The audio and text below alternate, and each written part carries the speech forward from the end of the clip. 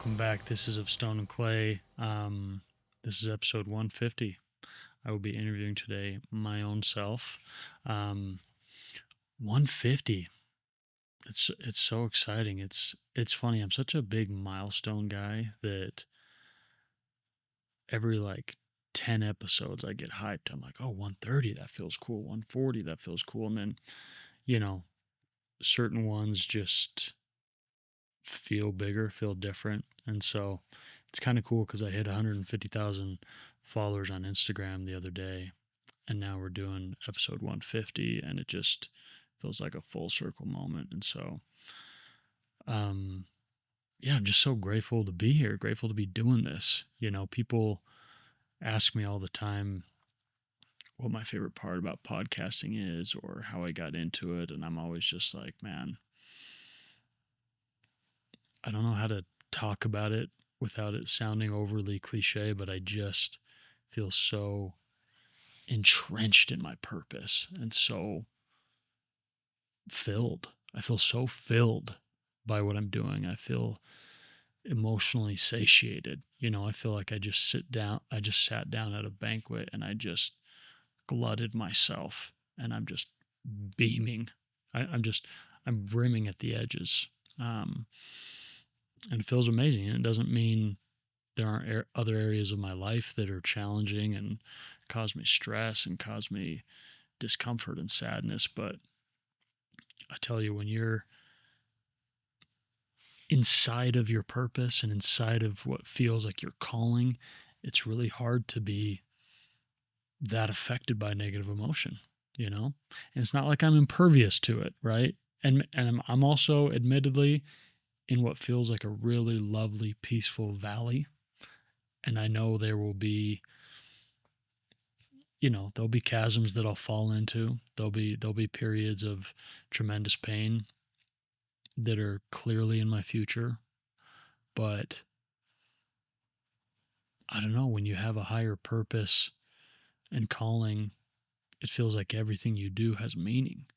And then it feels like you're not living inside a Groundhog's Day. You're not living a life that is defined by monotony and drudgery and sort of this sludge day by day. Like that has been the cause of a lot of pain and a lot of despondency in my life in the past. But that specific sector of my life has improved greatly. So I'm really grateful for that. And I have all of you listeners to thank. It means the world. So, looking back at 150 episodes, again, another question that people often ask me is, what's your favorite episode? Who was your favorite guest? And to me, it's such a hard question because some episodes do better on TikTok. Some episodes do better on Spotify. Some episodes you get a couple clips that pop off on Instagram. And so sometimes because an episode does really well, it makes you think, oh, that was a really good one.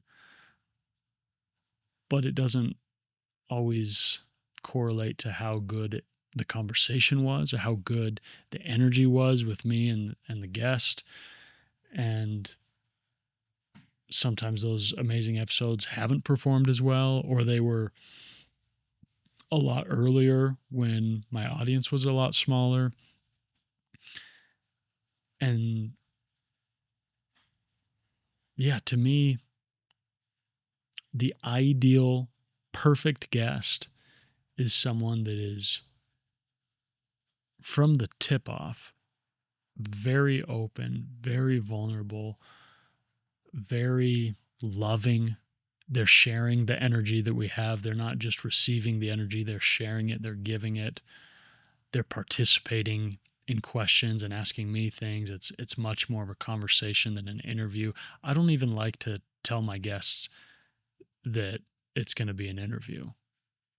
I say, hey, come on, we're going to have a conversation. That's the ideal for me. So I look back and, some of my favorite episodes are episode 99 with Corbin Allred, who for some reason asked me some questions that just blew me out of the water, made me cry, made me think about things in a new way.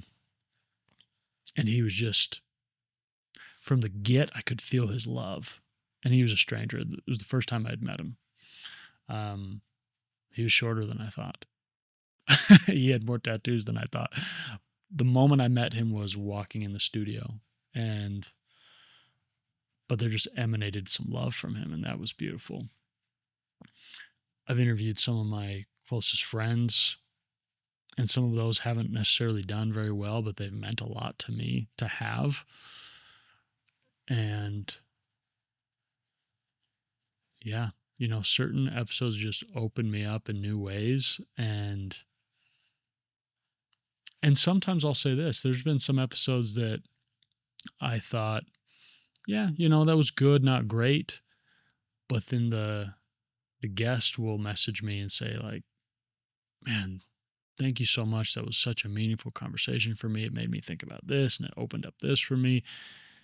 And to me, that is enough. I'm like, hopefully it performs well. Obviously, I care about that, but that can be just as rewarding, if not more, than a video going super viral.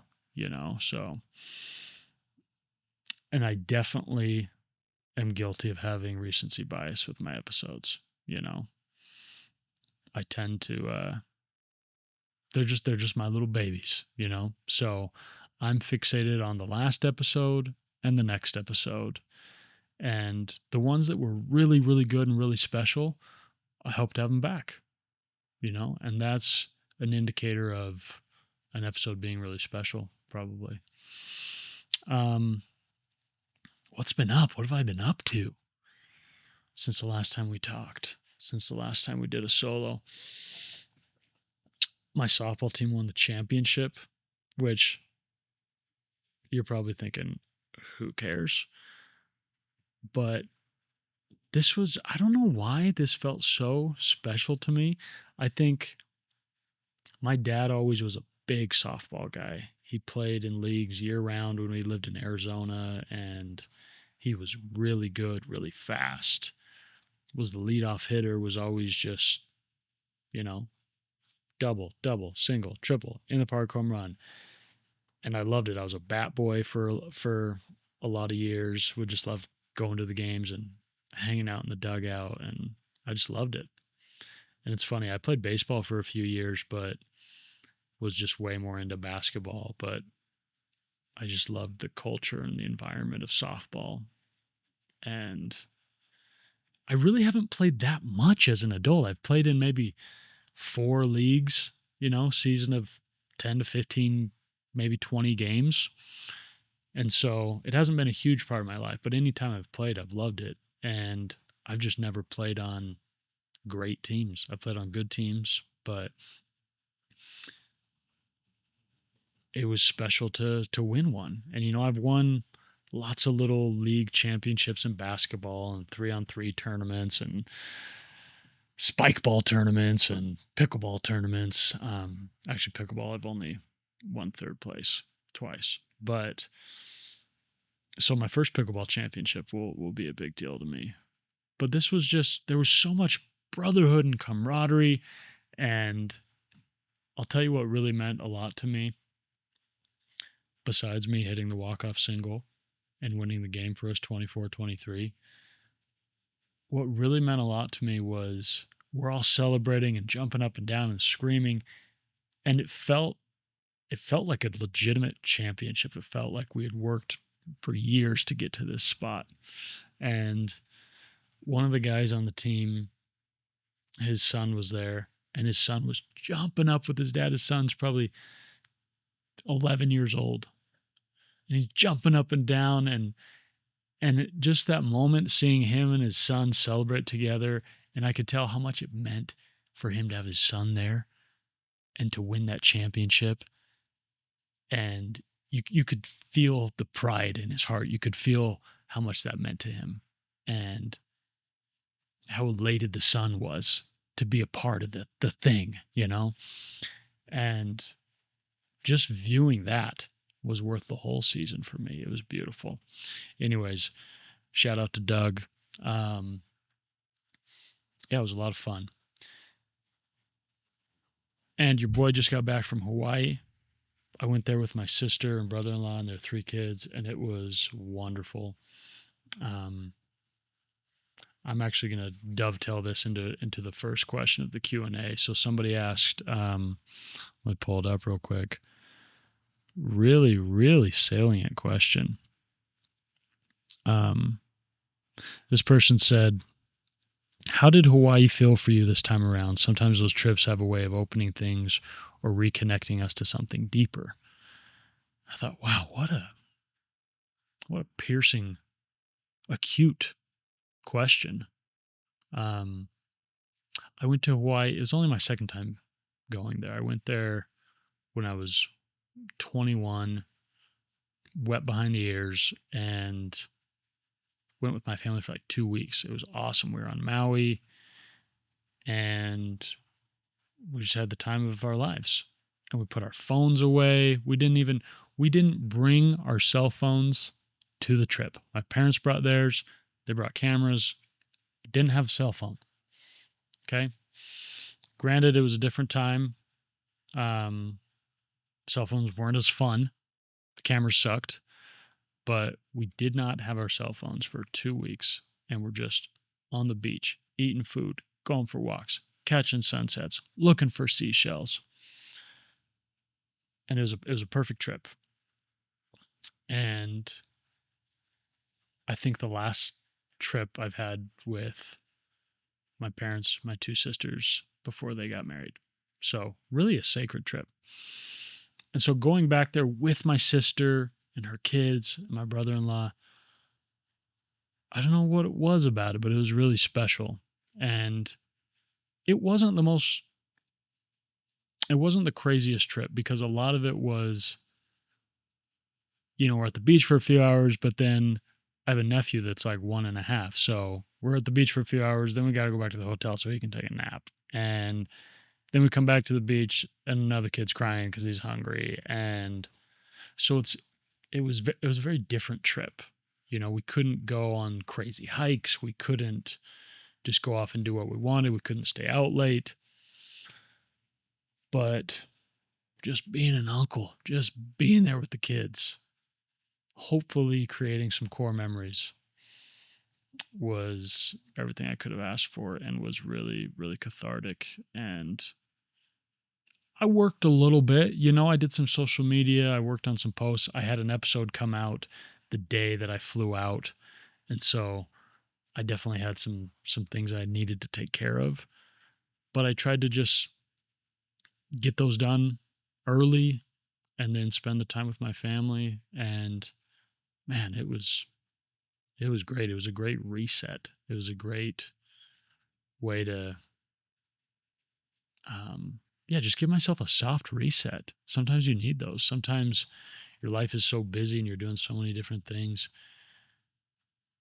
It's nice to just be like, let me recalibrate. Let me take the batteries out and put them back in. Let me unplug and then replug in. Let me do something to change a little bit. And the last day I was there all by myself. My family had to leave, and I was there an extra day.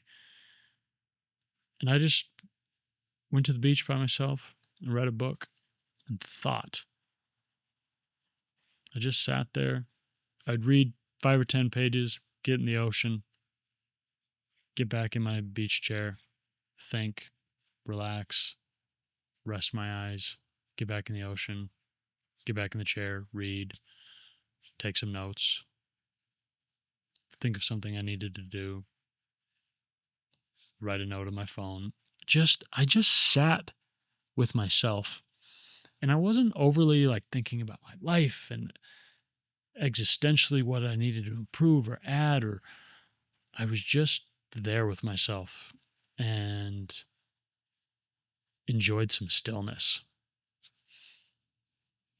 And there's something about being back home. You're so hyper aware of all the things you need to get done and want to get done, mixed in with your hobbies and your passions and your interests and your friend groups and your family and blah, blah, blah. But when you're out there on an island, literally, and you can't do all those other things, it kind of affords you the time to just be still and just think and just be with yourself. And it was beautiful.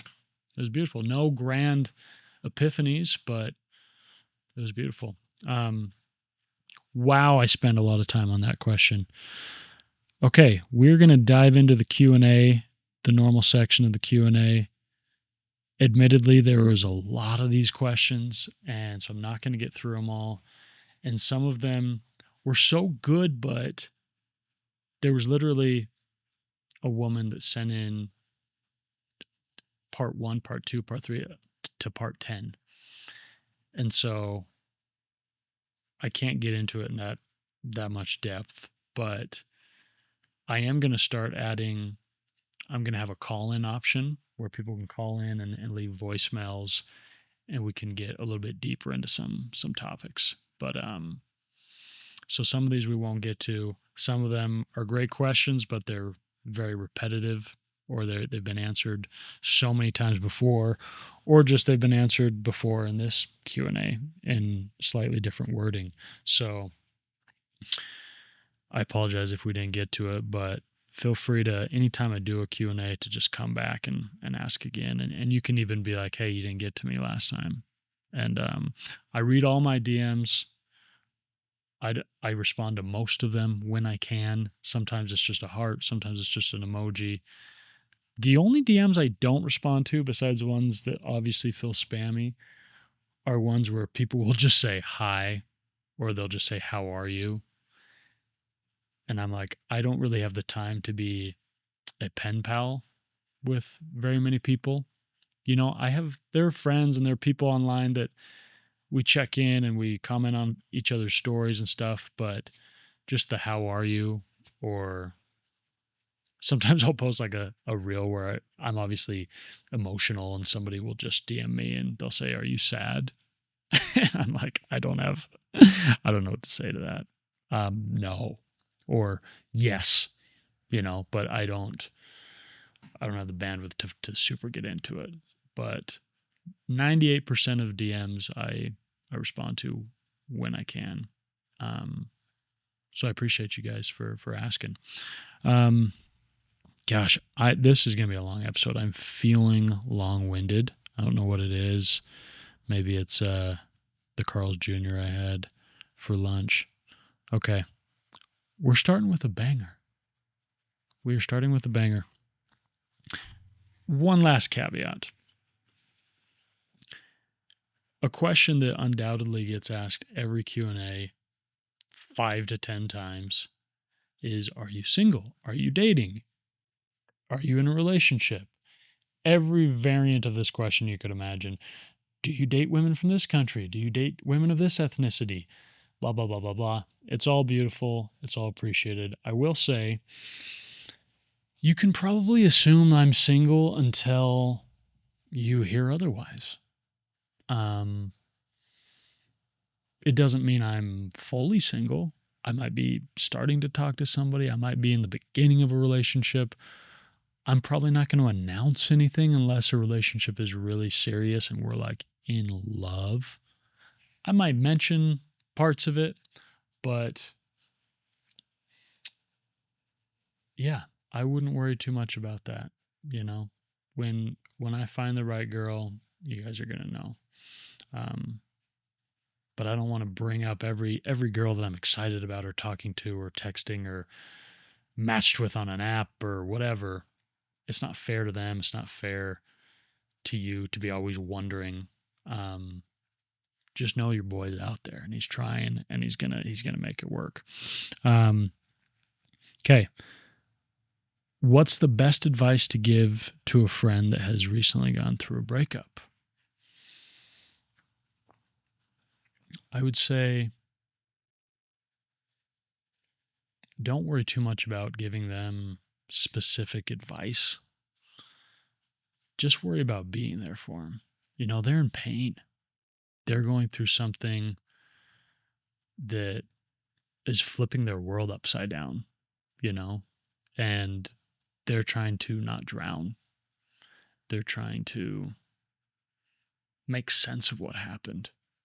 And so just be there with them. If they need to cry, let them cry. If they need to vent, let them vent.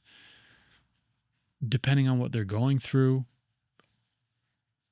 I think it's helpful to sort of talk them off a ledge at times, let them know that it is going to be okay, and that the real ultimate healer of this sort of thing is time. And let them know that ultimately, as sad as they feel and as real as the pain is, they don't want to be with somebody that doesn't want to be with them. And it's hard in the moment to really feel that, but sometimes we're grieving and we're just agonizing over a breakup. But in reality, that person did us a favor by walking away now, because we don't want to be with somebody that isn't absolutely fully over the moon, even at the opportunity to be with us. If somebody can walk away fairly easily, it might still break your heart into a million pieces, but mazel tov. Because now I have the space to find somebody that would rather die than leave me. And maybe you don't say that 2 hours after a breakup, but sometimes a friend needs to hear that. Sometimes a friend needs to step in and be like, hey man, you can grieve this, you can cry, I'll be here, I'll listen, but you're going to be okay. And you might even be better off. Okay, I kind of talked about this just a second ago. I'm tired of everyone asking how I'm still single. What should I say in response? It is kind of an annoying question because it feels backhanded. It feels like what they're really asking is, what's your problem? Why can't you just pick someone, or why can't you settle down, or why haven't you made it work? It feels backhanded. I try to view that question with grace and understand that most of the time, although it might be a little insensitive, people just want to connect with you. They just want to hear about your life. They want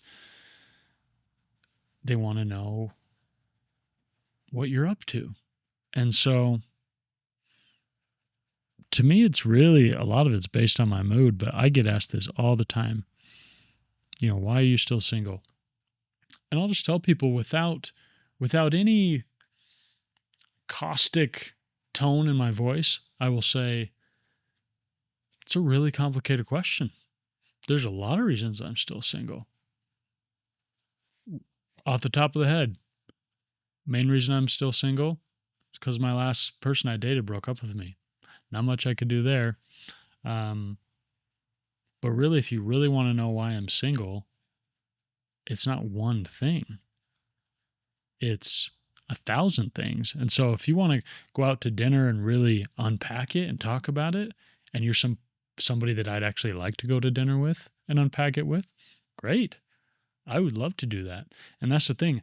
I have friends that I have gone to those dinners with, and it is really healing and it is really helpful. And they earnestly want to know these things, and we unpack it together and we talk about maybe what we could have done different, or what went wrong, or what happened. That's great. But when somebody you barely know is like, why are you still single, man?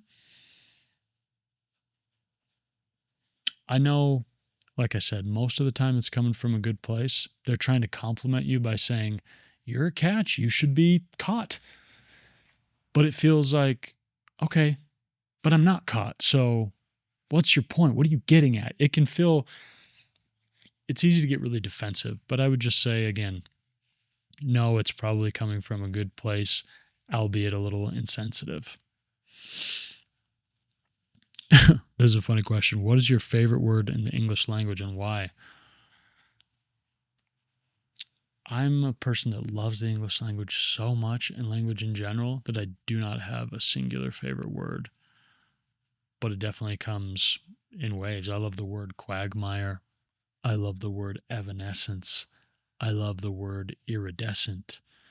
I love the word squishy. Um, I love some French terms, some joie de vivre. I love some Latin terms ad nauseum, but I don't like to overuse any word. And so sometimes I have favorites that I kind of catch myself using way too much. And so I try to take them out of rotation, throw in some new ones. Um, but yeah, language is great. Have you been to Indonesia? I have not. I would love to. I've been to 21 countries, and there's not a country in existence that I wouldn't like to visit. So we'll just see. We'll see what opportunities arise. At what point did you realize your vulnerability would help others?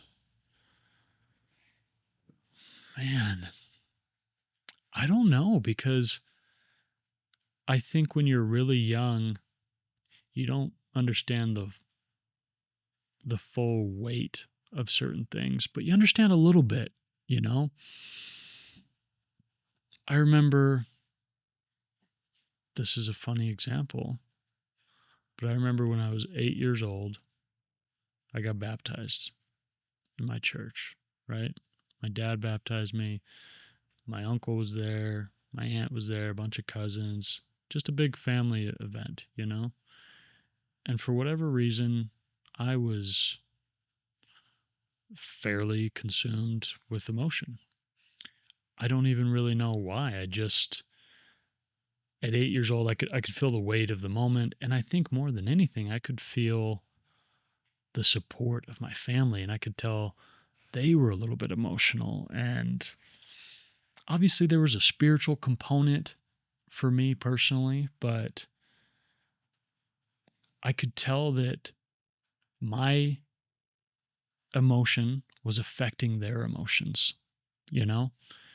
And, my mom gave a little talk, and she talked about how sensitive I was, and she was getting really emotional. And I'm sure there were other moments, but that one kind of sticks out as me sort of internalizing that feeling and realizing, wow, maybe this sensitivity that I have is a good thing. It's a connector. It creates bridges. And as I got older and maybe leaned more into some sensitivity, I could just tell that it connected people, and it made life worth living, you know? And obviously the last few years, as I've been more publicly vulnerable, it's had some really big impacts, but I've been experiencing that for years just with interpersonal relationships. So, and maybe it occurred younger, but I feel like, yeah, 7, 8, 9 years old, a sensitive kid, but I could feel what emoting did to other people. I remember um writing like thank you cards to my parents for like their Christmas gifts or birthday gifts or whatever. And I remember how that made me feel because I could tell how it made them feel. And so I think we're all aware of what vulnerability does. You know, we just sometimes are running from it because it's scary. But I think we all, from a very early age, understand what it does.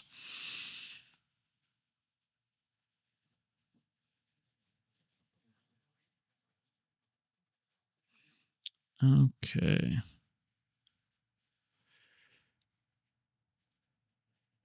Oh, this is a good question. And I apologize. A lot of times people, when they ask a question, they want a specific, pithy answer that they can take with and run. But I think a lot of times they're just more nuanced. So I apologize if if it feels like I can't just give a straight answer. But I think a lot of these questions that are really deep and really good questions require some deeper answers. So this person says, what's your current number one go-to coping mechanism when life feels a little too heavy? And the first thing that came to my mind was, I can't just have one, right? Like, I need lots of things that can bring me peace and can recenter me and can help me cope. And the beauty in that is knowing that when something does feel really heavy, I automatically know there's 7, 8, 9 different things I can do to make myself feel better. Because inevitably, there will be a couple that I don't feel like doing. I'm not in the mood for, you know? I love TV shows, I love movies, I love media. So a lot of times when I'm feeling sad or I'm feeling lonely, I want to watch a rom-com. I want to watch The Office. I want to watch something comforting that I know will entertain me, you know?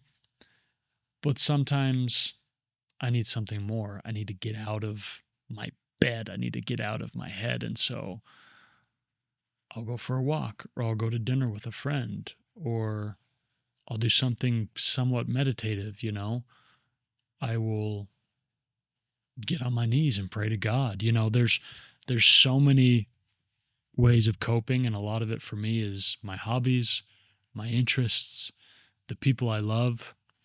And so I think what you want to do is you want to arm yourself with a handful of these things, because if it's just one thing, that can become a source of numbing, I think, and it can be a source of escape. And you don't want to do that. You want to feel things, but you want to be able to have things you can turn to for comfort and for coping and for help. But you don't want crutches, you know? This is an easy question to answer. It's heartbreaking, though. It's heartbreaking to hear. This person says, does being divorced make someone damaged or less desirable? The answer is no, right? A divorce is simply a breakup. It's a breakup with legal ramifications, right? It's a breakup with possibly deeper complications because of children, because of property, because of assets, et cetera, et cetera. But it's just a breakup, right? Potentially a nasty one. Everyone you go out with has experienced breakups, most likely, right? Do these breakups damage us? Do they break us? They certainly can, but not inherently. You know, when I meet someone and they say they're divorced or they're going through a breakup or they've had a really bad breakup, all I think, to me, that's almost empty information. I'm like, okay. That's like telling me you had parents growing up. Okay, were your parents benevolent and loving? Did they cherish you? Did they help you? Were they supportive or were they neglectful? Did they hit you? You know, it's kind of empty data just telling me you're divorced or you had a breakup.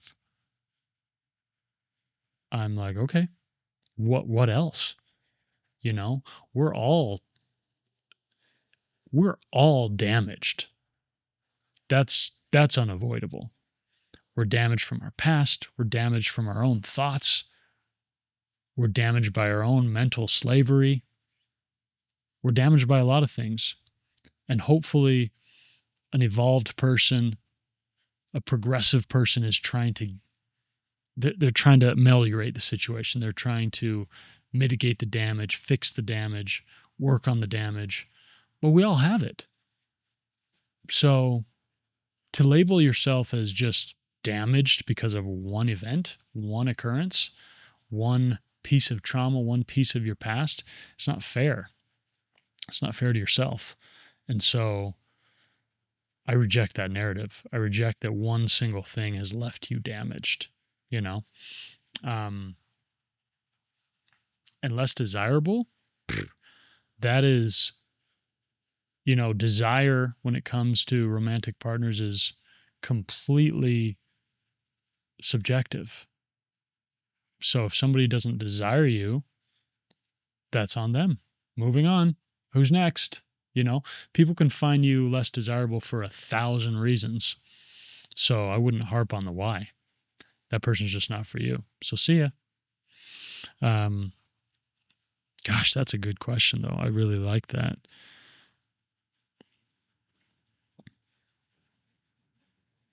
Okay, I've talked about this before, but I'm not afraid to just pummel a horse that has already perished. What do you recommend doing to become more content in being single? Man, you have to embrace what life gives you and what life doesn't give you, and every little bit in between. And so, if my whole happiness and meaning and fulfillment and self worth and self esteem and blah, blah, blah is connected to if I'm in a relationship, if I'm married, if I have kids, if I have this great job, I'm doomed to be unsatisfied. I'm doomed to be unhappy and discontent. And so, yes, finding a partner, finding love is really, really important and really, really meaningful and will add contentment to your life. But you have to find a way to say, I'm going to be content regardless. If I find someone amazing, that's going to be the whipped cream on top. But until then, I might be sad. I might be lonely. I might struggle through this period, through this season, this storm-filled season, but I'm going to be content with me because I love me, But if you don't love yourself, you're going to have a hard time being content as a single person. And guess what?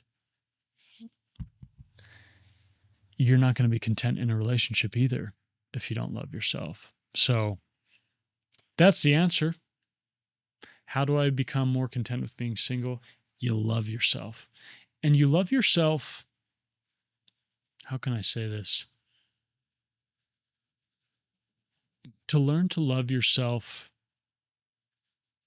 aggressively and powerfully and with extreme intent. And maybe we don't think about self-love that way. We think about self-love really delicately, almost like we don't want to love ourselves too much. We don't want to get a big head. We want to be humble. But I don't know. I think we want to powerfully love ourselves. We want to love ourselves so much that we would do anything for ourselves. And I don't think that's always the case. That's often not the case. We love ourselves to do the bare minimum. We love ourselves enough to do the bare minimum. We love ourselves enough to work kind of hard. We love ourselves enough to eat kind of well, but we don't deeply, fully love ourselves. And therein lies the problem.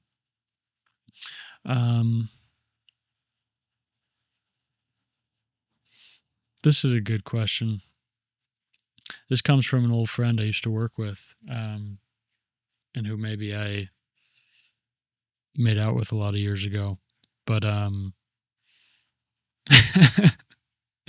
she said, "What's the most influential chapter of your life?" And it's funny, when she asked that, part of me thought, wow, maybe all those years, and I didn't even work with her that long. But I've known her. I knew her years before that, and I've known her since. I've seen her get married and get divorced and have kids, and but we waited tables together for a lot of years, and a lot of those years were really hard for me because of a lot of reasons, but they were also really formative. And I met a lot of beautiful, beautiful people during that period and learned a lot about myself. And I'll tell you something I really learned during that period was you're going to get way more out of life if you don't hate going to work. And I never hated going to work to wait tables. There were times where I'm like, I'd rather be doing this, or I'd rather be doing that, or this sucks, or oh, I'm working with this person, or my manager's crawling up my butt. But for the most part, I kind of enjoyed it. It was social. I was talking to people all night. I enjoyed it. And so I never got the Sunday scaries. I never went to bed thinking, oh my gosh, I have to go to work tomorrow. This is horrible. But when I quit waiting tables and worked in tech for a couple of years, I felt that every single night. I was like, man, I would rather drive Uber than doing this. And so, and maybe my capacity for that is different than others, but that's something I really learned during that period. The importance of not hating 8 hours a day of your life. It's a lot of your life. 1/3 of your life you're asleep, another third you're working. So, think about how you're spending your time. Think about how much of your day do you dislike and do you hate and do you dread? Dread is a really bad thing. Dread is a dirty little neighbor to depression. And so, yeah, that was a really meaningful part of my life that I look back with really fond memories, even though maybe at the time I felt stuck. I felt like I'll never be able to build wealth. I'll never be able to get out of debt. I'll never be able to really chase my dreams here. I'm just kind of stuck. But man, I look back with a lot of reverence on those years. And you could say that about, honestly, every epic of my life. Every 5 to 7 years, I could look back and be like, wow, that was a sacred time because I met this person and I built this relationship and I discovered this about myself. So don't be so sure you're not in the middle of an epic, you know? Don't be so sure you're not deep inside of a moment that you'll look back on and cherish and almost canonize in your story. You'll be like, that was the year that I met this person. And maybe work wasn't going great. Maybe my relationship was falling apart. Maybe my kids weren't talking to me, but I met this friend and I learned this about myself. And I learned to love myself again. I relearned how to love myself. Sometimes we're so deeply obsessed with the next chapter, with chasing a lovely little brass ring. But take a look at your life and realize that there's a good chance you'll look back on these years and you'll wish you would have enjoyed them more. You'll wish you would have viewed them with some sacredness and some holiness. I'm serious. Thank you, Danny.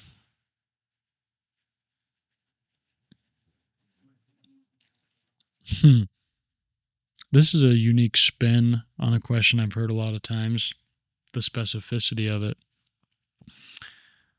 She said, how many times would you say your heart has been broken?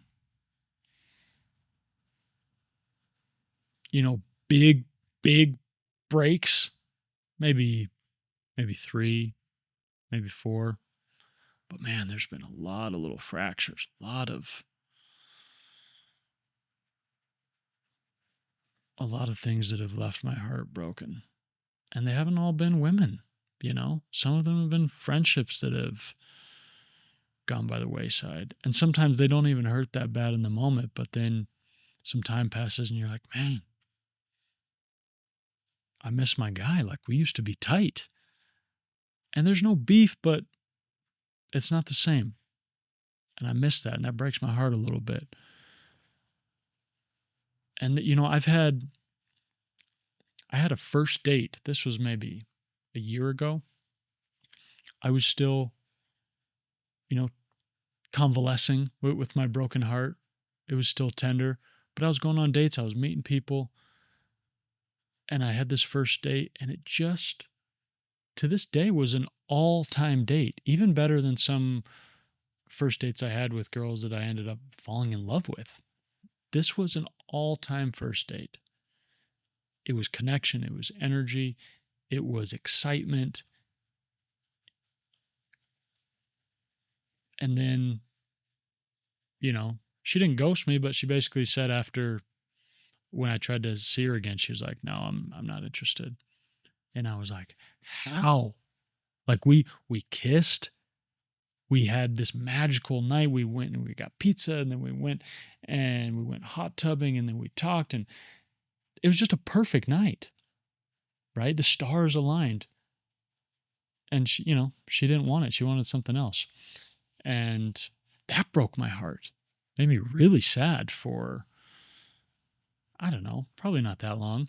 My point being, my heart's been broken hundreds of times, probably thousands of times, but the heart regenerates, baby. So the reason I don't love the question is because it doesn't matter. It doesn't matter if your heart's been broken once, 3 times, 10 times, 600 times. The heart will regenerate. And who's to quantify what technically broke your heart and what just made you sad, or what was a tough period, or what was a bummer, what was frustrating? All these things can kind of weigh on our heart and just give us a heavy heart. But like I said, the heart regenerates. So when you do meet somebody that excites you again, view that as a win. View that as, hey, my heart is regenerating a little bit. It's getting better. It's growing again. It's opening up. And it might get clobbered again, but that's okay because it will regenerate. It's like fire. Fire is never really gone. All you need is a little spark and it's back. So you might think, man, I got nothing left. My heart's been broken 1,000 times. But that's not true. Your heart will regenerate because love is an infinite thing. You think about what happens to water when it's still, when it's not moving at all. Like a pool. When the water just sits there, what happens eventually? Water gets rancid. It spoils. It becomes poison. But if it flows, if it moves, it's life-giving, right? It's healthy. It can support things. It lives. But when it sits still, it dies. It literally, it doesn't just become gross and muddy and murky. It becomes poison. The same thing with our love. When our love isn't flowing, it dies. It becomes poison. And it turns to hatred. It turns to resentment. It turns to bitterness. All these things are just love that are misplaced. And so I never view a broken heart as being too broken or irredeemable. I view it as, I need to get some flow back into this. I need to get these waters moving again. I need to get this spark back in the flame. That's just how it is. Love will always return if you allow it, if you're open to it. I believe that.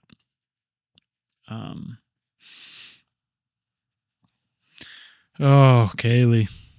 Our dearest Kaylee, asking the hard questions. I've talked about this before, but again, I will mutilate a dead horse. I don't care. How do you stop caring a lot and missing someone who didn't choose you? Well, first of all, I would say in the beginning, you don't stop.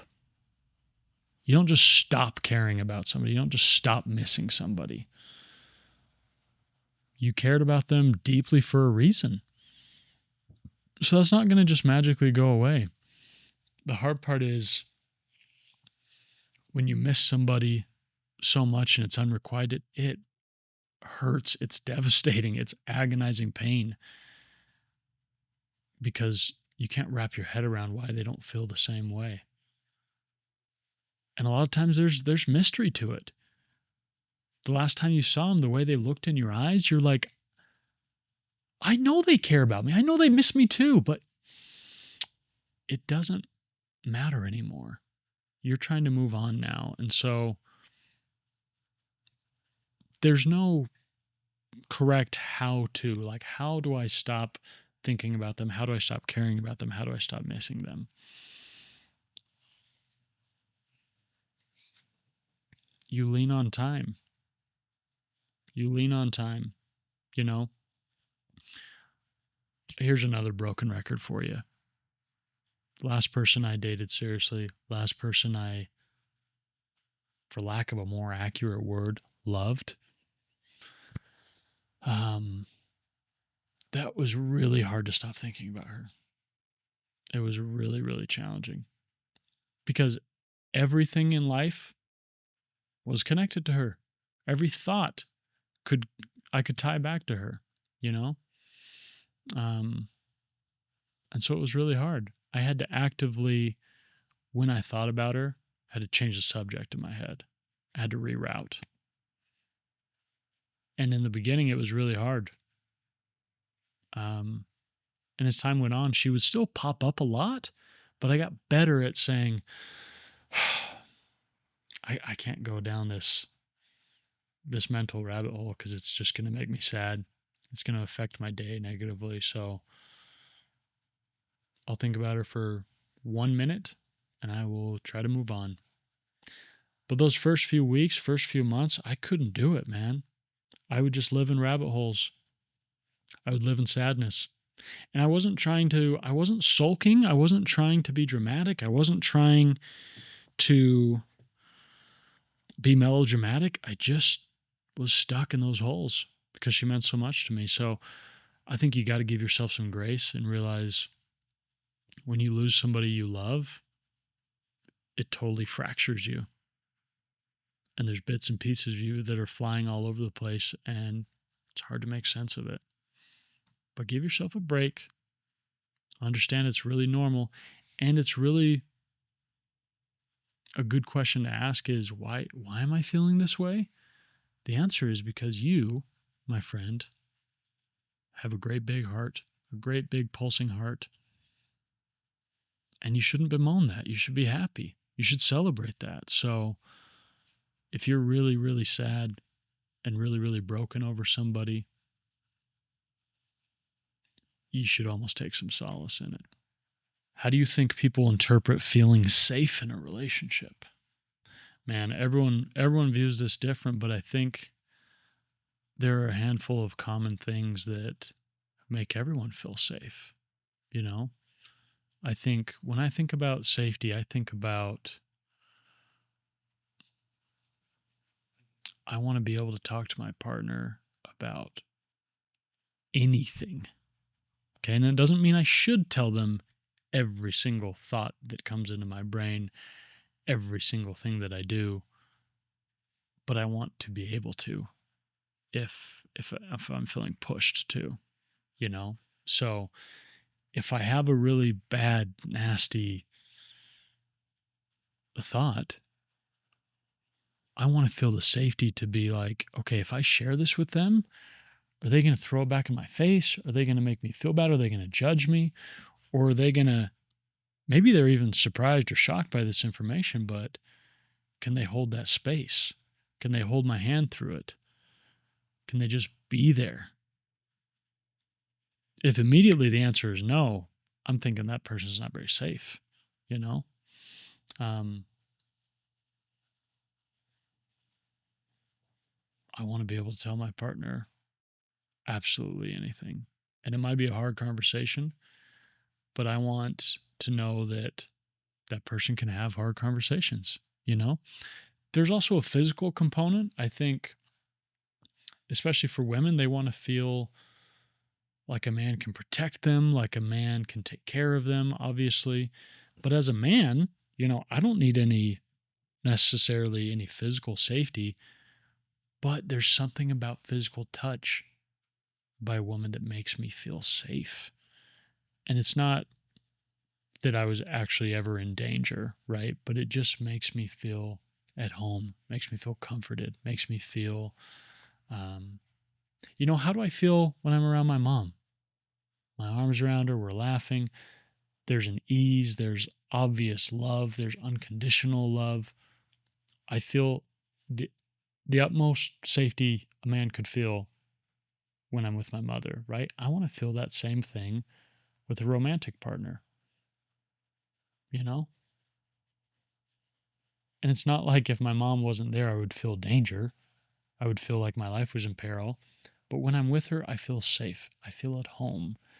I feel a softness and a tenderness. And to me, that's analogous to safety. And it's beautiful. It's important.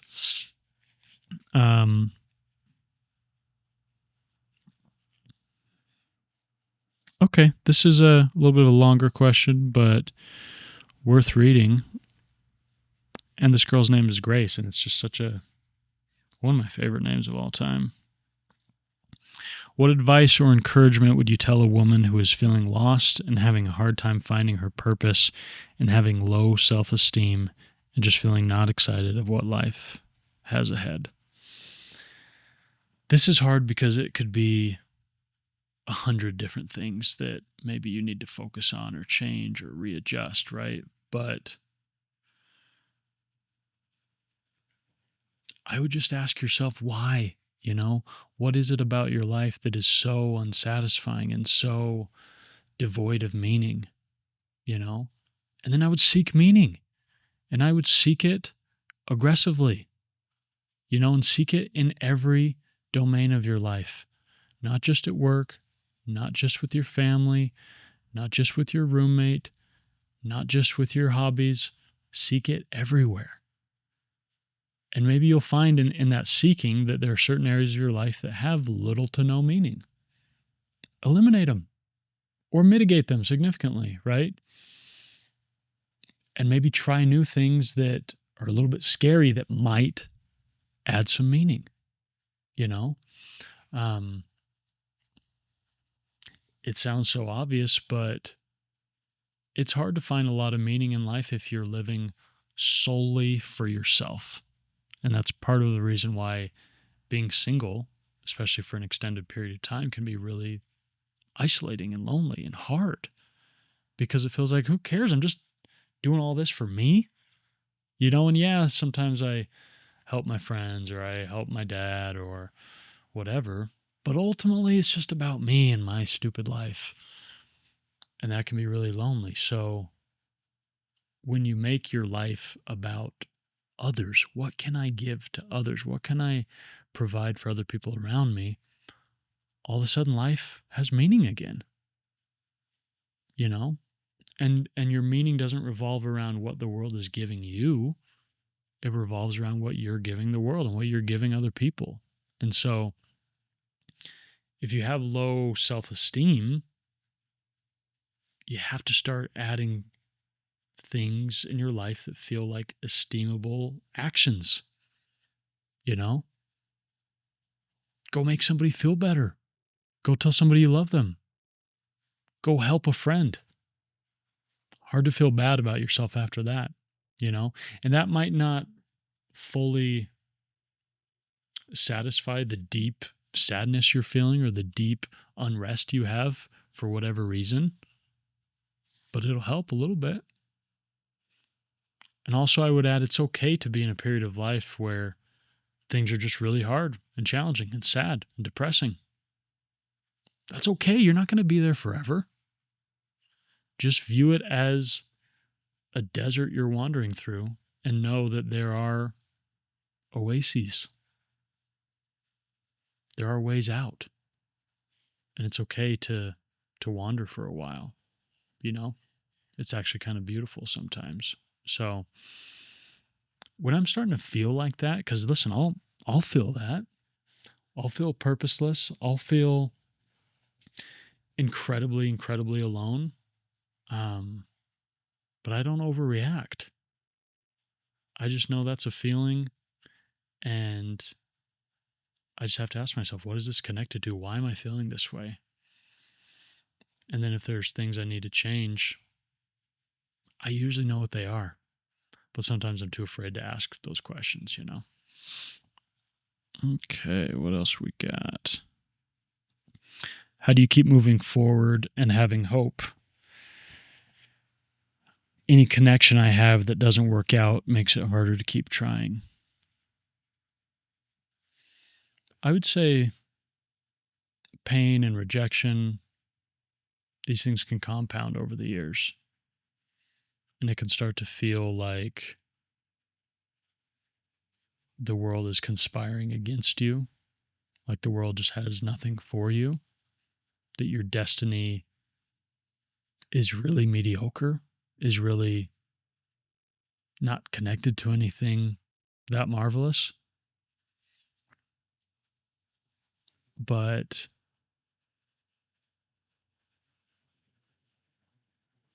I don't think that's true.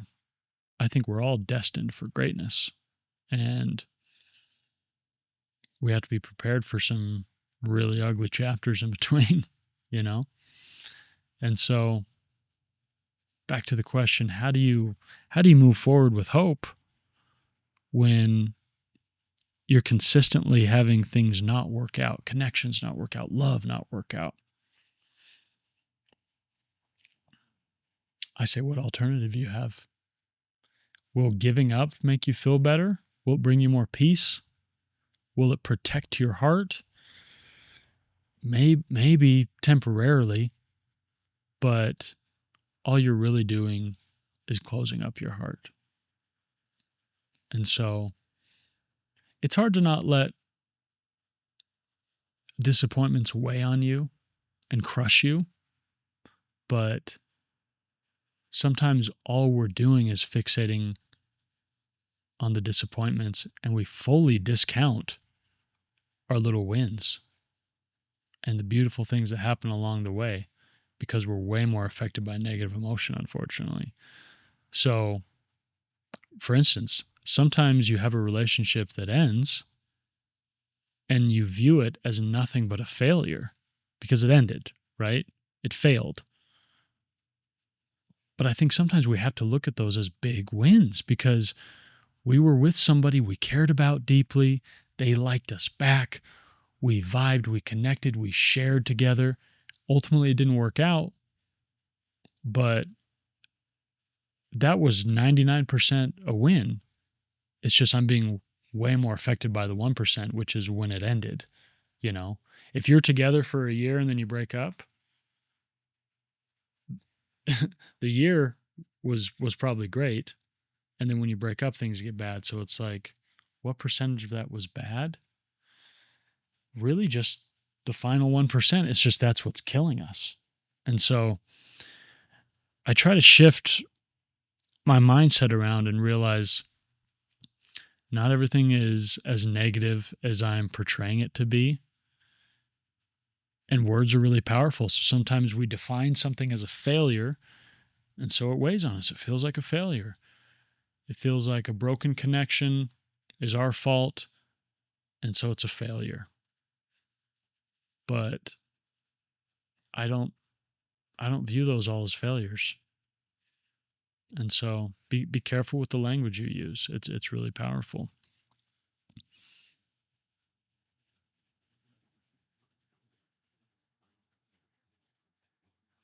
Okay, this is a good question. How to not be insecure about how I am perceived while going on dates.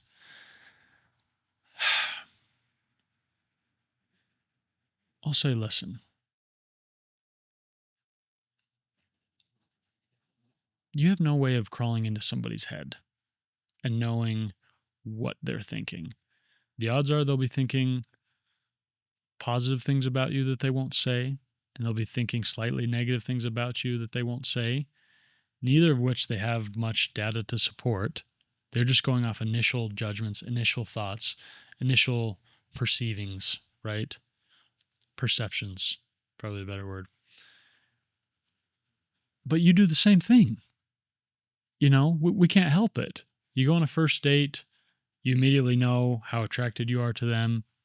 They start talking, you immediately can get a feel for how much you like hearing them talk, how much you like their opinions.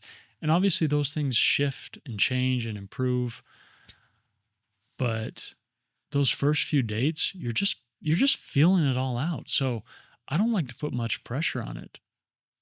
I just like to go in saying, I'm here to figure out if there's a connection. I'm here to figure out if I want to spend more time with this person.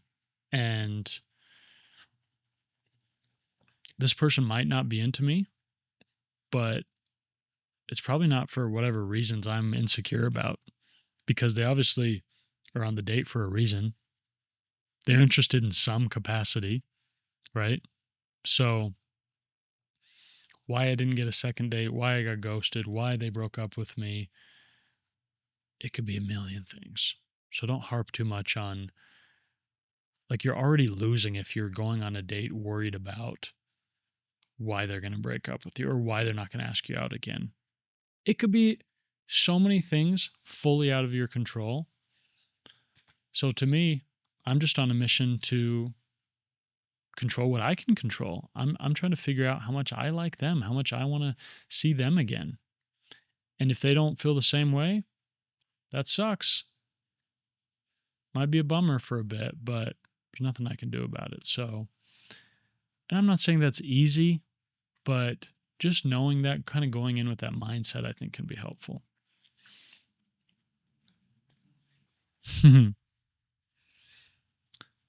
This is a interesting question.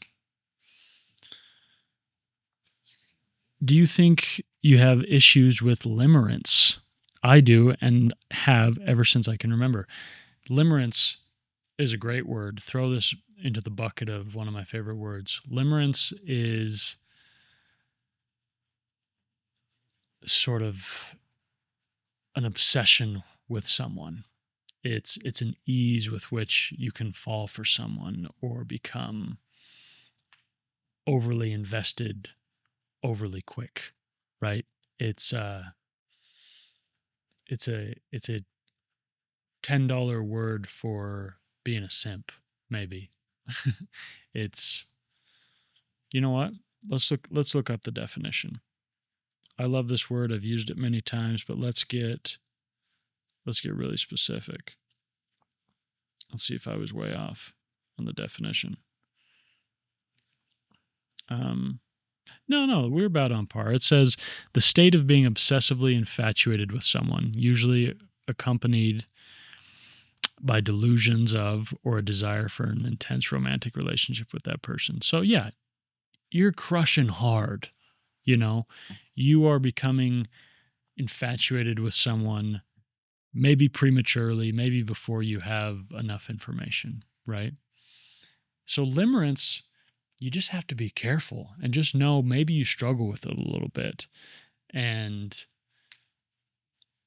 I associate it with maybe being romantic. You romanticize things, you read into things a bit much. And I think if you're cautious, it's actually a really good thing, because ultimately you want to be obsessed with your person. You want to be deeply infatuated with them. You want to be all in. It doesn't make sense to be all in before you have a certain amount of information and a certain amount of reciprocity, right? So if you meet somebody, you meet somebody at a party, you get their number, you have a quick connection. How do you stop yourself from obsessing and being like, oh my gosh, what if we got married? We would have the cutest kids and we could live here. And it seems like we align on this. And the attraction is so deep. And we met, it felt like kismet because blah, blah, blah. It's okay to think all those things. Just slow down and remind yourself you don't know what they're really like yet. You don't know how emotive they are. You don't know their capacity for joy. You don't know their capacity for cruelty. You don't know what makes them shine. You don't know what they've lost in their life. There's too much you don't know yet. So you can be excited. You can have a really heavy, intense crush, but be cautious. Be vigilant with yourself. Be vigilant with your feelings.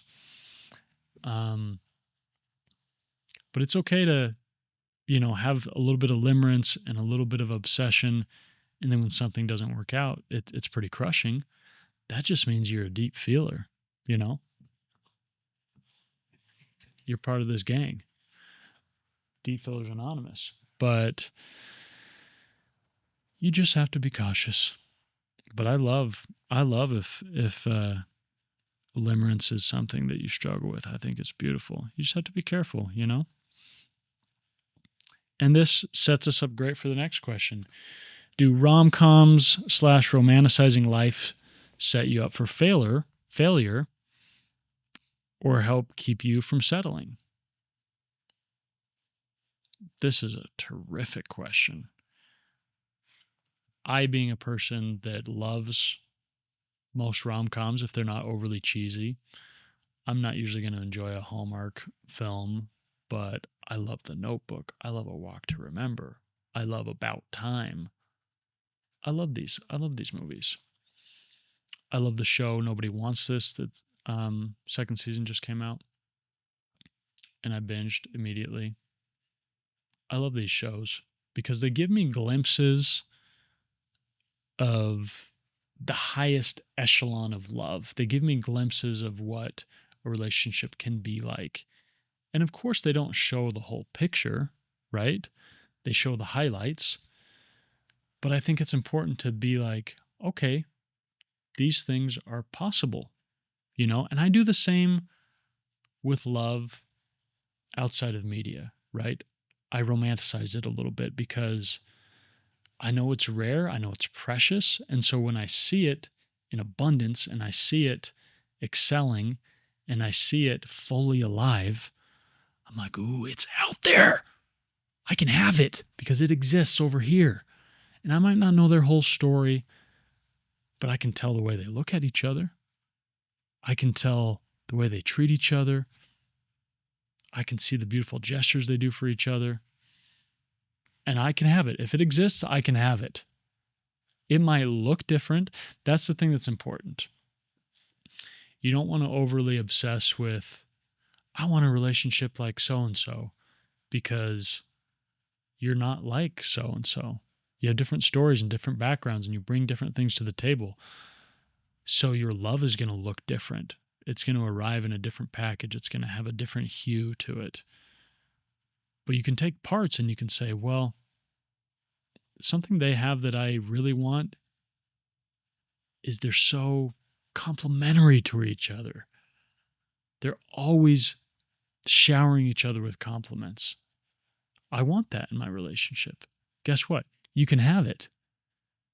But you might have to be the one that initiates. You might have to be the one that starts that culture in your relationship. And guess what? It's going to look different. Because you speak different. Your language is different. So your compliments are going to sound different. Your partner is different. So don't get obsessed with matching those relationships and having them be the same. But get obsessed with those little parts that you want. If you see deep, deep kindness in someone and in their relationship, you see deep kindness, go chase after that kindness. Don't be obsessed with a specific gesture and be like, I need a partner that does that exact thing for me. But be obsessed with the kindness. Be obsessed with the attention, be obsessed with the communication. But no, it's going to be a different color. It's going to be a different shade, and that's okay. And here's the other thing to remember. When you talk about settling, I always tell people, you can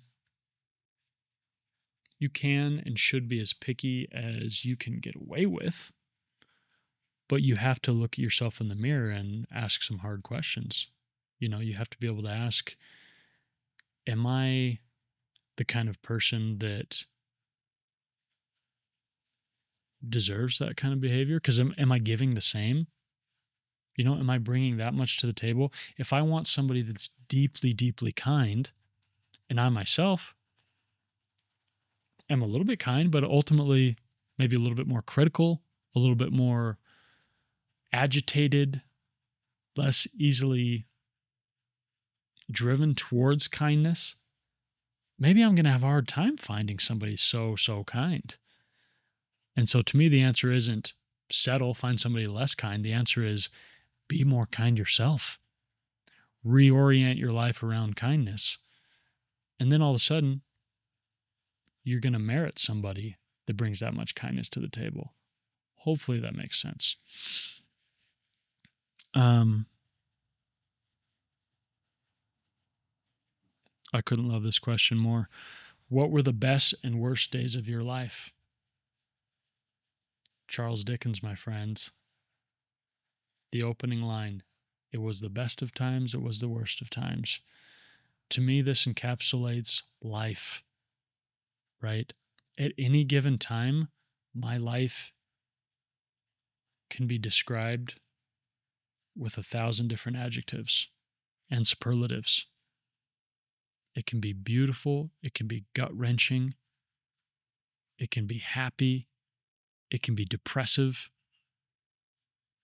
it can be full of knots and entanglements, and it can be really smooth, and there can be a gliding to it. And so I don't want to get carried away in, am I in a good chapter? Am I in a good season, a good period? I just know life throws endless things at you, and you can feel them at the same time. And so, what were the best and worst days of your life? Right now? 2 years ago? 17 years ago? 3 days ago? You know, there are parts of my life right now that feel like the absolute best days of my life. I was just in Hawaii playing with my nieces and nephews on black sand, eating a $37 cheeseburger on the beach. These are the best days of my life. I'm young, I'm healthy. I almost read an entire book on the beach by myself. I got sun-kissed. What could be better, right? But also, on the flip side, there is a deep, aching hole of loneliness inside me that eats at me every single day like a parasite. What do I do with that? These are the worst days of my life, but they're also the best because I'm feeling so much and I'm doing so much. And so, long story short, I think every period of my life is the best period of my life. And that's what I want to focus on. There's tragedy that will come. There's hardship that you won't anticipate. But I want every epic of my life, every period of my life to be the best period. You know, and when I die, we can go back and compare and contrast and figure out what was really the best. But for now, I want to be present and I want this moment to be the best. And I love nostalgia. I love looking at the past and remembering good times. But I want right now to be the best. And it doesn't mean everything needs to be perfect and aligned and all my ducks need to be just ducked out. It just means that I have control over my days, man. I have control over what feels good. I don't have control necessarily over the bad things that wander into my life uninvited. Certainly didn't RSVP. But the good things I have control over. And I have control over how much I lean into and feel that joy. Because sometimes joy is all around us, but we kind of, we don't feel it very much. And that's sad. How do you challenge yourself mentally and spiritually? I think reading, always reading things that challenge my way of thinking, and not being obsessed with the idea that the way I think is always correct, you know? because everybody tends to do that. We all tend to think the way we view the world, the way we think about things is pretty darn correct, right? I want to live in a way that I'm open to changing that. I'm open to being wrong. And to me, reading, taking in new knowledge, new information is a great way to challenge those thoughts. And it doesn't mean I'm always wrong. I actually think a lot of the times I'm right in my thinking, as we all do. But it's nice to read something and be like, well, here's the other side. Maybe I didn't consider this, you know? And to me, writing goes hand in hand with challenging your thoughts and seeing what you really think. And so, if you want to challenge yourself spiritually and mentally, I don't think you need to do these grand, like, do a water fast for 30 days or, run a marathon. Maybe these things help. Um, I think you can just ask yourself some hard questions, and I think if you sit and welcome in some stillness and some silence and ask yourself, what could I improve? What could I do better? Where could I challenge myself? Where am I falling short? Where am I being a little weak or negligent? I don't think you'll have to search very far for the answers. I think they'll be right there. But you have to be willing to ask. And to be willing to ask might require some stillness that you're not used to. So, something to consider. Oh, man. This comes from one of my coaching clients who I talked with today, actually. And we've talked about this a lot. And I won't go into her details, obviously. But she says, how do you really, really know when it is time to leave a marriage? And this is such a, we've talked about this for months and months. There's so much to unpack, so much to talk about. But the thing I go back to time and time again is I think love is worth saving. I think love is a transcendent thing. I think you could have the most broken marriage in the world and could fix it and could save it. But it requires two people and it requires willingness. And if your partner doesn't have the willingness to change, or heaven forbid, the willingness to admit that they're wrong, I don't think you're going to get anywhere. And I think everyone deserves to be happy. I'm a religious person. I don't love the idea of divorce. I don't love the idea of breaking a family apart. But I really don't love the idea of somebody staying in a marriage that makes them miserable, that makes them hate themselves, that makes them resentful of the last 25 years. That's no way to live. That's hell. So to me, the short answer is if your partner seems willing, you do everything you can to save it and everything you can to not walk away. But they have to do the same thing. They have to be just as willing to fix it.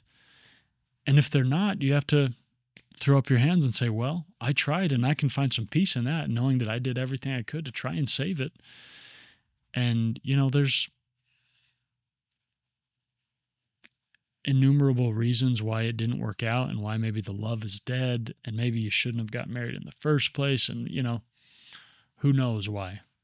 Each scenario is very specific and unique, but if your partner isn't willing to work on things, isn't willing to change, isn't willing to admit when they're wrong, things are never going to really get better.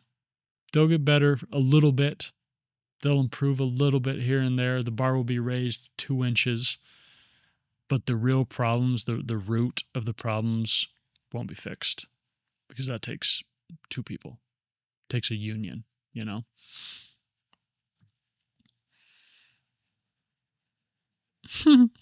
Would you date a fan? I mean, sure, if they have everything I want. I don't care if they're a fan. Hopefully they are a fan. You just don't want to date somebody that loves you for the wrong reasons, or that they think they love you because of what they've seen or what they've heard or how you're perceived in the public, you know? So you have to be careful. But yeah, why not? You know?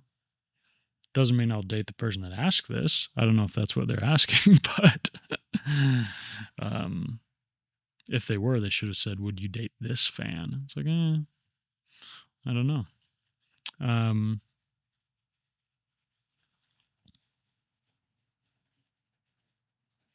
How do I learn to love myself enough to be alone? We've touched on this a little bit today, and maybe it's interesting how these episodes, these themes sort of shoot up from seemingly nowhere. And I don't know what it is, but it seems like there's a theme of learning to love yourself again, or learning to love yourself enough. And this is so paramount. Like, you have to love yourself in a relationship, out of a relationship, divorced, separated, in every possible stage of relationship. You have to find ways to love yourself enough, because if you don't, you'll stay in things that are toxic and unhealthy, and you'll stay in relationships that are hurting you because you're too scared to be alone. You're scared to be with yourself. And so if you're struggling to love yourself, I would start really small. Just like any overwhelming task, anything that seems scary or seems like a big project, you start really small. When I wanted to start my podcast, it was overwhelming, right? Because I'm like, man, I don't have any cameras. I don't know what to call my podcast. I don't know what guests I would get. I just know I want to do it, And so I had to start small, and I had to say, let me think of a name first. Let me buy let me buy the domain. Let me come up with a name for the podcast. Let me come up with a logo. Let me do a few small things that I know I can handle, and then we'll get to the bigger stuff later, Do the same with loving yourself. Start with the small things. Start with the things that you obviously appreciate about yourself and love about yourself, and name them. Say them out loud. Maybe they feel silly, but say, I love my eyes. People compliment them sometimes, maybe not as much as I wish, but they're vibrant. They're really, really blue. There's some fun little, there's a little freckle in my eye. It's a really cool blue. It's not your normal blue. It's really bright. Go deep into one thing, and then name another. Say, okay, maybe I'm not happy with most of my relationships, but me and my grandpa are really close. I love my grandpa. Do you love that about yourself? The answer is yes, you do. So lean into that. Think about that. Verbalize that. And you might find there's a lot of things you don't love about yourself, but don't focus on those. Focus on the things you love about yourself and try to grow the other things, and this comes with time, but I think you start small and you remind yourself every day of things you love about yourself. And what is, somebody that loves somebody, what do? They take care of them. They're nice to them. They're kind to them. So take care of yourself. Be kind to yourself.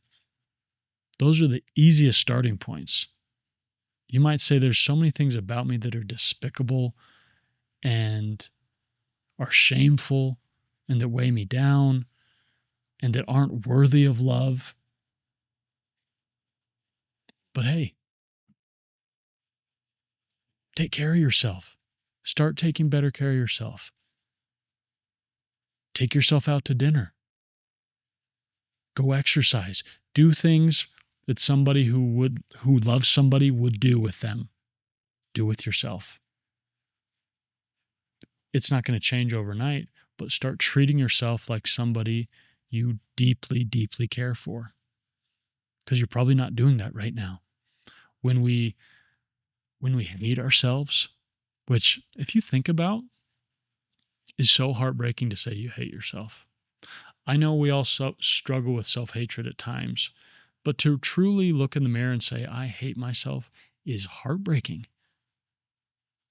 So start treating yourself like somebody you really, really care about. And also remember, the people in your life you really love, there's often things they feel about themselves that are despicable and unworthy and ugly. But guess what? You love them anyway. You care about them anyway. You're kind to them anyway. So do the same damn thing for yourself. Gosh. I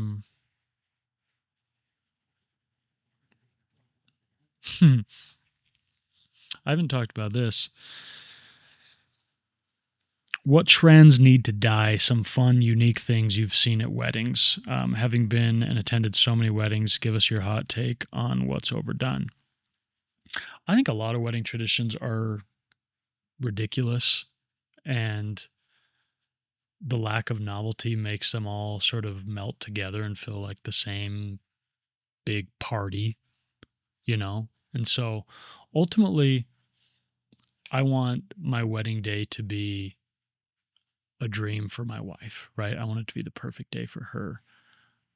So if there's any bits of it that she doesn't like or she finds annoying, we're excising them. They're gone. You know, if she doesn't want this big line at the wedding reception where hundreds of people are just walking through, shaking our hands, and we have to sit there with a smile and take pictures. If she doesn't want that, great. Eliminate it.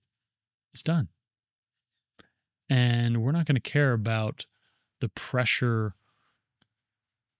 to have a certain type of reception, a certain type of wedding. We're not doing it for other people. We're doing it for us. If she doesn't want to do a first dance because she hates dancing, we won't do it. Simple as that. But if she likes the tradition, if she likes throwing the bouquet, if she likes cutting the piece of cake, great, let's do it. Maybe she's imagined it her whole life as a little girl and she really wants it. I went to my buddy's wedding, was the most casual thing in the world. There was no line, there was no bouquet, there was no first dance. It was just like a party. There was food. People came and talked to the bride and groom when they wanted to. They took pictures when they wanted to. And there was music and people danced when they wanted to. It was one of my favorite weddings I've ever been to. And I'm not saying it needs to be that lax, but I like the idea of it not being so uptight and stress inducing. Like I've been to so many weddings where like the parents of the bride or the bridesmaid or the best man, like people are just running around with their heads cut off, stressed out of their minds that something's going to go wrong or the timing is off. And I'm just like, man, I just want this to be a magical day with my friends and my family and the people I love the most. So, yeah, but I'll tell you what, my wedding is going to be big. If the budget goes towards anything, it's going to be towards housing a lot of people because I want everyone there and I want them togged out gorgeous, you know?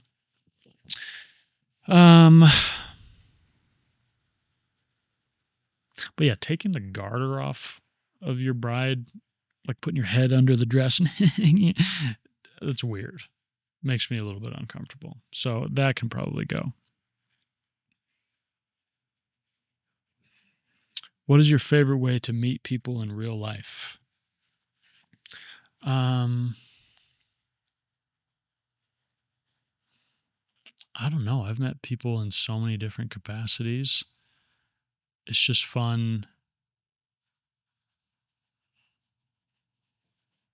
it's just fun when it feels really genuine and really organic. Um, but it doesn't need to be that way.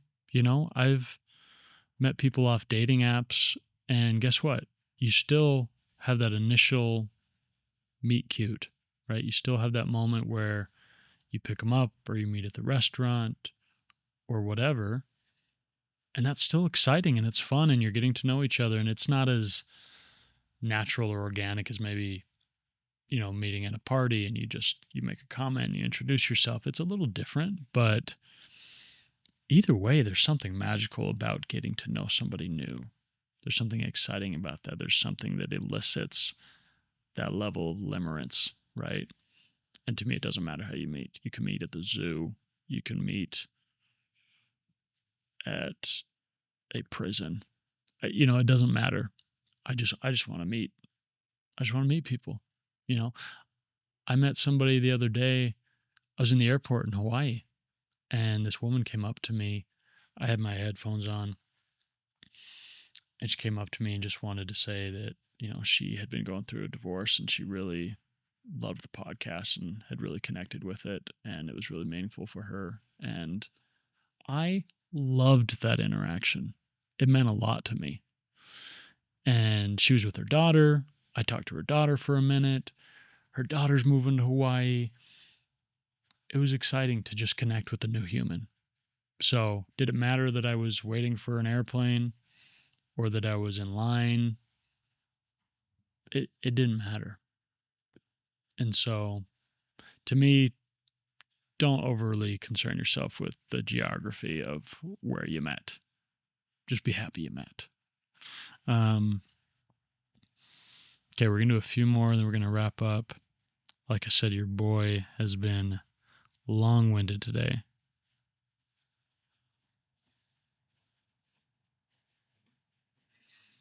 These questions are just good.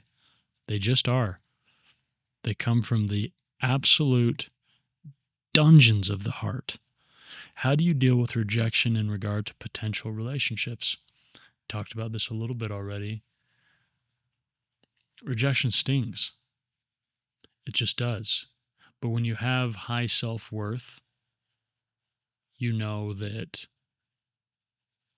you don't become impervious to rejection. It still stings, but it doesn't cut into you like a dagger. But when you're insecure and you have things about you don't love, it can cut really deep because it feels really personal and it triggers emotions. It triggers things about you that you're not satisfied with.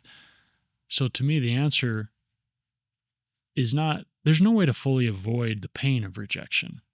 It hurts, right? It stings. But when you love yourself a lot, it doesn't sting as bad. You're kind of like, oh, man, dude, that sucks. I thought we had something. I thought she liked me, but I know my worth, so it's fine. It's like if you have this really successful company you're trying to sell, you meet with somebody who has an offer, and ultimately they decide, we don't want to buy it. You know the worth of your company, so it sucks. Feels like wasted time maybe. There's a sting to the rejection, but ultimately you know your worth, so you're like, that's fine. We'll sell it to somebody who sees our value because we know our value, So I always tell people you have to be careful with not getting in this like sad loop where you're rejected and so you feel sad, and then you're sad that you're sad. And that makes you really sad, Feel the sadness, feel the rejection, but don't beat yourself up. Don't be so sad that it made you sad. That's normal. You were rejected. Your heart hurts a little bit. It's tender. You got to walk around gingerly now. That's okay. Don't add that to your sadness. Just feel the one level of sadness. Don't add on multiple levels of sadness unnecessarily. Just feel it and try to move on. I,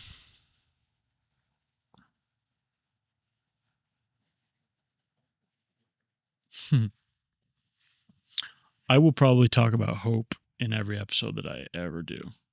This person said, and this is an outstanding question. It's a poetic question. They said, how do you find indefinite hope despite the brutalities that life throws? And this is so true. Life will hurl brutalities at you from all angles. And you will have lots of moments where you're being attacked, you're being sieged, right? How do you have hope that's indefinite? How do you find hope that lasts, hope in perpetuity, right? You have to decide. You have to say, hope is something I'm going to chase and seek and desire and grasp the rest of my days. And so if the thread I'm holding on to unravels, I'm not hopeless. I'm just looking for a new thread now. That little thing died. That little thing didn't go as expected. Is my hope shattered? To me, no. My hope is beaten. It's damaged a little bit, but I'm going to go find another piece of twine to hold on to. Anything. I'll hold on to anything if I feel like it gives me hope.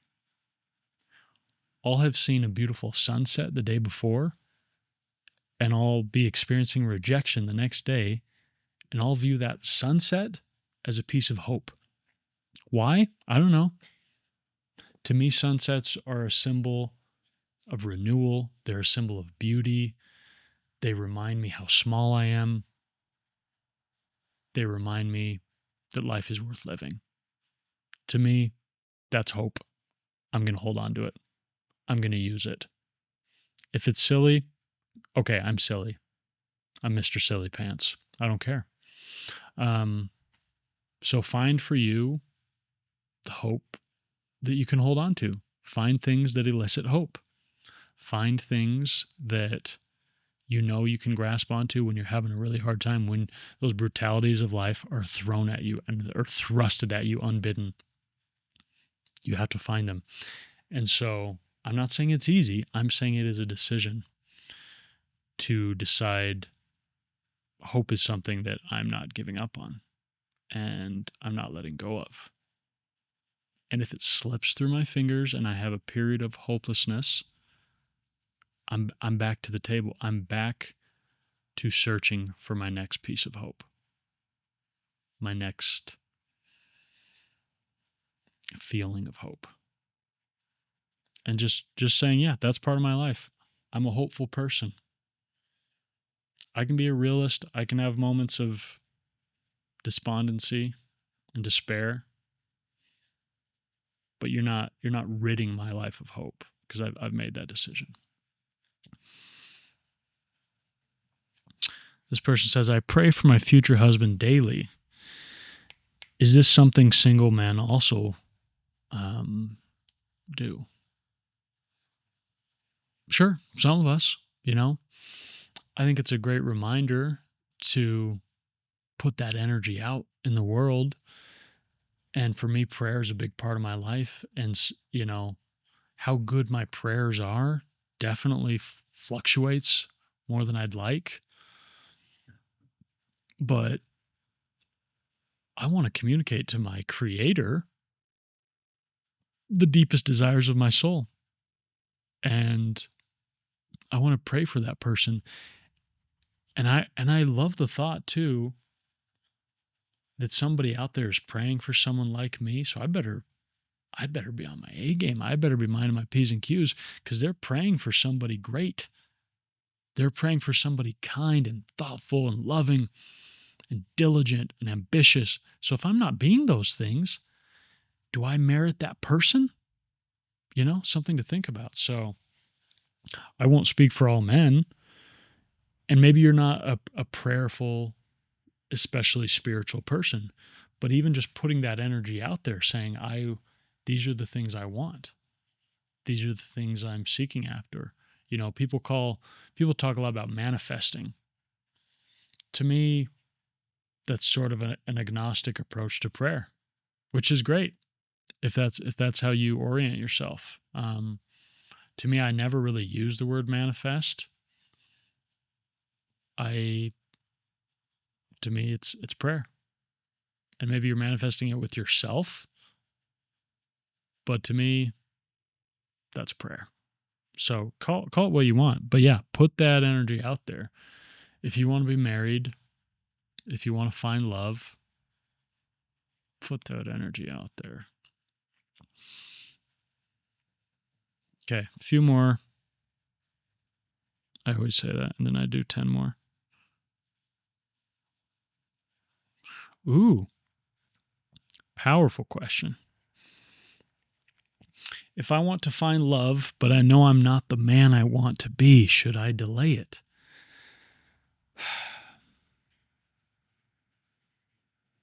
No, I think you don't delay love. I think you be honest with yourself and you be honest with your person, right? And everyone is a walking project. Everyone has room to improve and probably wants to improve, should want to improve. And it's too easy to be like, I'm just going to keep working on myself until I'm super ready. But there'll always be something else missing. So to me, I never want to shut myself off to possibility and to connection and to love. And if that person isn't ready for the version of me that I have available, then it wasn't the right person, you know? But I think it's great and actually really meaningful, really, really soul expanding to tell somebody you're dating or you're seeing, hey, I'm not the man I want to be right now, but I'm trying. I'm trying to improve in this area. I'm trying to love myself again. I'm trying to improve my mental health. I'm trying to find God again. And I don't even know if I can, but that's what I want to do. You know, I want to feel something again and I don't really feel it anymore. I've lost my belief system, but I really like you and I want to keep seeing you, but that's where I'm at. I love that.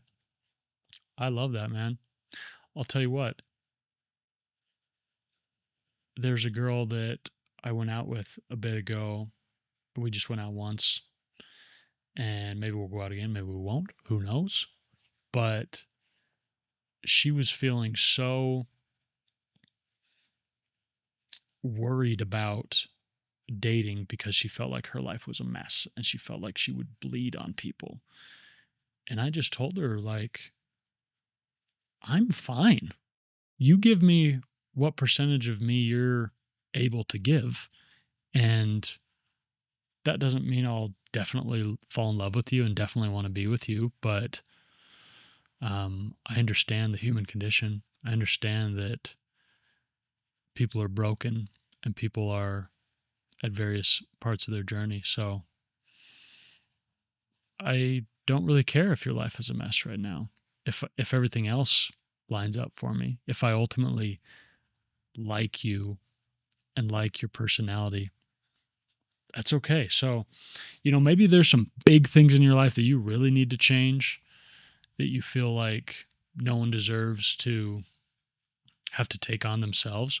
But if you're honest with them, you know, even if you're like in the throes of addiction, you could you could meet somebody wonderful and just let them know. And maybe that's too heartbreaking for you. Maybe that's too scary because you don't want to lose somebody else. But you're losing people by just shutting yourself off completely. So it's the same amount of losses, right? But you could just tell them, say, hey, I know this isn't what you want to hear from some guy you just met, but I'm pretty in the throes of this addiction and I am working on it. And I wanted to wait to date, but I don't know what to say. I met you and I like you, but this is where I'm at. And they might not be okay with that. That they have the prerogative to say, well, I've dated somebody with addiction before and so I can't handle it. It's too much for me. So this is a no for me. This is a red flag. but they might be open to hold your hand and go on that really harrowing journey with you. So don't shut yourself off to those possibilities. Okay, we're going to do one more. We're going to find a good one. They said, I've always been a deep feeler. I've always been a deep feeler. When a hope dies, the disappointment feels devastating and the frustration feels all consuming. Is this a gift to be nurtured or a burden to pray to be lightened? Lately, it's been feeling like the latter. Wow, what a beautiful question. What a beautiful problem to find yourself in the middle of, I think. When you're a deep feeler, it's such a beautiful thing because you can be so empathetic. Your joys can be so joyful, but your lows can be pretty low. You know, you can feel things really heavily and it can feel unfair and it can feel crushing. I love what she said. It can feel all consuming. To me, I don't want to pray that away. That's a gift. It is a double-edged sword to be so tender-hearted, maybe, but is being really logical and cynical and not a very deep feeler, is that a better alternative? I know you're probably thinking, well, gosh, could I fall somewhere in the middle? I'm just such a deep feeler. Like everything affects me so much. I would say,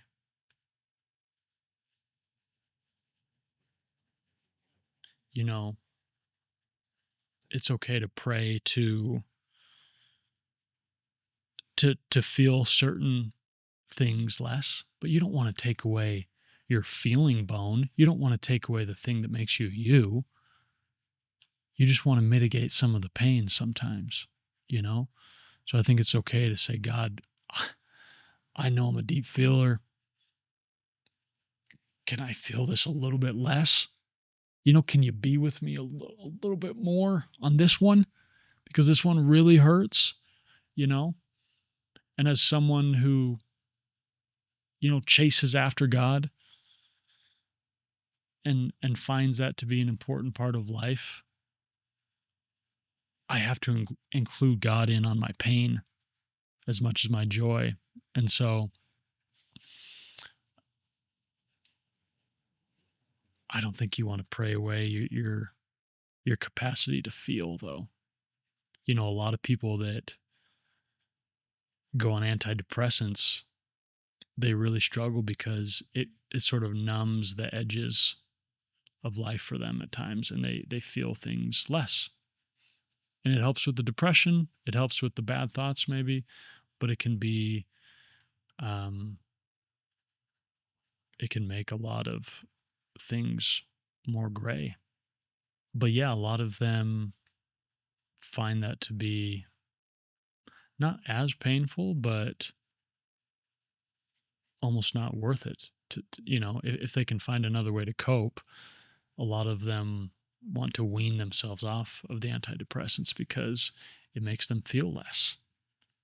And so, if you can manage it, I think you want to feel deeply, and you just have to check in with yourself. You know, you have to be vigilant about your mental health, and you have to be vigilant about, am I overreacting? Am I so sad about this one thing just because of this, or is it connected to other things? You know, um, sometimes in life I've been so down about something, and I've had to ask myself, why is this causing me so much unrest? Why has peace been totally stripped from my life? And a lot of times the answer is deeper than I originally thought. And it's kind of painful to ask those questions, but you have to. So maybe this was a reductive answer, but I don't think, as devastating as it feels, I don't think you want to pray away the depth of feeling. I think you just want to pray for additional comfort, additional grace, And you want to maybe even pray to be softer with yourself, you know? Give yourself some grace for feeling things deeply because it's a really beautiful part of you. Um, I told my another baptism story. I spoke at my nephew's baptism a year or two ago. He was 8 years old as well. And I don't know why I got into this, but I basically talked to him and told him, it was a small gathering. It was basically our family and a few other people. And so I was basically just talking to him. And I said, man, you're a big feeler. You feel things really deeply. And that's going to be challenging throughout life. It just will be. But it's a gift, man. It's one of the best things about you. It's one of the things I love the most about you. It's something I can sense from a mile away with you. And so don't lose that, you know, and don't bemoan it. I didn't say bemoan because he doesn't know that word yet, but I want you to embrace it. And I want you to be happy that you feel deeply. And I want you to feel happy that things make you tear up easily because it's really, really beautiful. And it's a gift. But all gifts come with other sides that can make them challenging, you know? So, yeah, lean into it, man. Anyway, I freaking love you guys. There's like 10 others that I want to get into and answer, but I don't want this to be a marathon episode. I just love you guys and I'm so grateful. And I don't know how else to express that without those really basic words, but every single day people message me about the podcast, about some clip, about some reel. And it it just infuses me with light and joy. And I don't know how else to interpret that than this is where I'm supposed to be. And the fact that you guys are allowing me to do that by watching the videos, by engaging, it just means everything to me. There are times in my life where I felt so rudderless and so without purpose and so lost because I wanted to achieve great things and I wanted to be somebody, but I didn't feel like I could. I didn't feel like I was going to. And now I do. And I have you guys to thank. So, lastly, I wanted to share, I've talked about this a little bit on my Instagram, but your boy's got new hats coming out. They're coming out soon. There's a link on my website of stoneandclay.com where you can get notified when they drop. I think it's called on the website a merch interest list. But there's a little merch tab up there. But yeah, we're coming out with a few hats. We got the Deep Feelers Anonymous hat, which we brought up several times. Got the of Stone and Clay on the side. It's being done by Og11, this hat brand that I just absolutely love. They do other stuff. They do shirts and other apparel. But the owner, Johnny, he's been on the show. He's an amazing guy. He's become a good friend. And I'm just so grateful we're doing this partnership. These hats turned out amazing. And I'm not positive if we'll do all of them. There's the structured where it's a little bit hard right here, a little pointy. And then there's the unstructured where it's a little more flimsy. I like both. I wear both. But yeah, here's the other one. I Miss You If You Want. Probably more for the single folk.